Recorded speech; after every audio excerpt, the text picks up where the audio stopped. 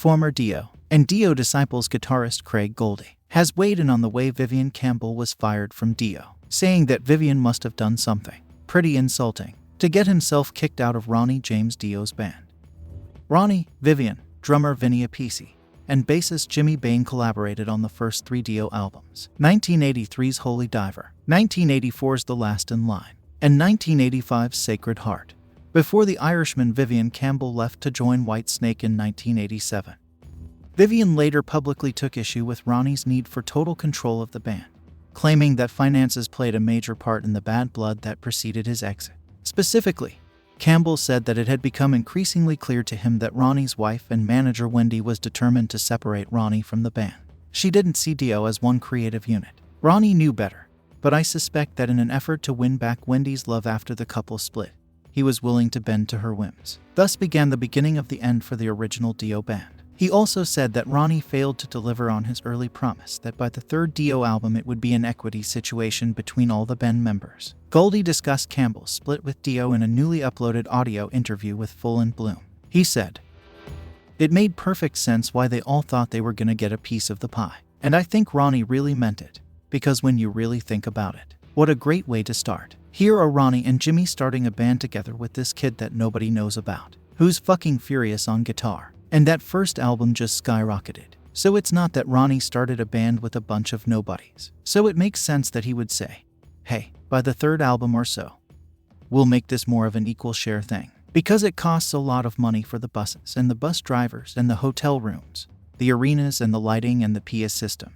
They were bringing their own lights and their PA system, and an 18-foot fire-breathing dragon. That's when things took a turn that I don't think very many people understood was how much was actually spent. Cos Ronnie and Wendy, I guess, had gone to Universal Studios and saw that Conan the Barbarian performance and it had this fire-breathing dragon in it. And he went, we should do that. It was his way of giving back to the fans, so he didn't hike up ticket prices, but there was a lot of money being spent. I think that was the time when the band was expecting to get an equal share, but it was so expensive to do that." Craig continued, "Apparently, I guess, Viv comes from a wealthy family, so I think he was more. Not that he's a spoiled brat or anything, but I remember Ronnie saying stuff like that. Every time I've ever met Vivian, he was always very nice to me, so I can't back that one way or the other. But I know how Ronnie is, and so to piss Ronnie off to the point where he fires you, you've got to be pretty insulting. So something must have gone down. It comes off like Vivian says, I called him on his promise and he lied to us. I don't really think it was that. I think it was more of a deferred thing. Cause they were onto something that was really getting ready to be big. And I think that they wanted to be able to let the dust settle of this. They're gonna be known now. Because they even got a top 15 spot in the top 20 grossing tours right under Madonna at the time. That was a huge deal. They won, like, the best heavy metal stage set and all that kind of stuff. It was making headlines in magazines and television and news that a heavy metal band never did before besides Kiss. In a 2017 interview with Canada's The Metal Voice, Vinny spoke about the circumstances that led to Vivian's exit from Dio. Yeah, he's a monster guitar player, and then it just became, there's some business problems within the band, you know. We were promised to be sharing and things, you know. And we gave it up for the first album and tour because, okay, it costs a lot of money to launch a thing, and Ronnie's putting in his money and whatever. But then it never happened. You know, we were doing tours in arenas. You know, back then, one of the tours grossed $8 million. That was in those dollars. That's probably $80 million. I don't know. But we got nothing out of it, you know, salaries and stuff. So what was promised never happened. Sure. And Vivian really called them on it, and the management. And so that was kind of became bad blood with Ronnie.